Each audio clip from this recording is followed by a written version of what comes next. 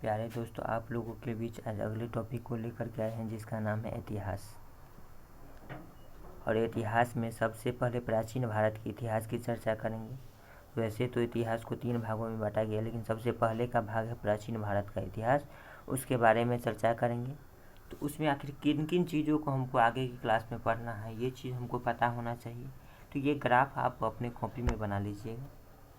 चलिए चर्चा करते हैं। सबसे पहले क्या होता है, ऐतिहासिक स्रोत के बारे में जानना है, जिसमें 3 प्रकार के साक्ष्य होते हैं। कुछ साहित्यिक साक्ष्य होते हैं, कुछ विदेशी यात्री के विवरण होते हैं, कुछ पुरातात्विक साक्ष्य होते हैं।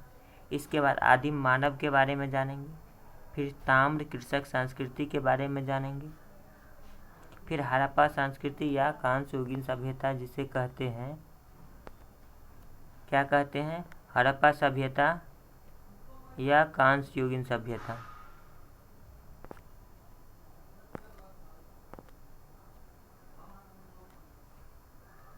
इसके बाद ऋग वैदिक काल के बारे में, फिर उत्तर वैदिक काल, जैन धर्म, बौद्ध धर्म के बारे में पढ़ना है। इसके बाद महाजनपद और मगध साम्राज्य के बारे में जानना है, फिर ईरानी और मकदूनियाई आक्रमण के बारे में, फिर मौर्य युग या मौर्योत्तर युग जो कहते हैं उसके बारे में जानना है। मध्य एशिया से संपर्क कैसे हुआ और उनके परिणाम क्या निकले, इसके बारे में जानने का प्रयास करेंगे। इसके बाद सातवाहन युग के बारे में जानेंगे। सुदूर दक्षिण के इतिहास का आरंभ कैसे हुआ, इसके बारे में जानने का प्रयास करेंगे। गुप्त साम्राज्य के बारे में, जो भारत के इतिहास में स्वर्ण युग के नाम से जाना जाता है इसका काल, उसके बारे में जानेंगे। फिर हर्ष और उसके साम्राज्य के बारे में, फिर दक्षिण और दक्षिण भारत के राज्य के बारे में, फिर दर्शन का विकास कैसे हुआ, इस सब के बारे में जानेंगे।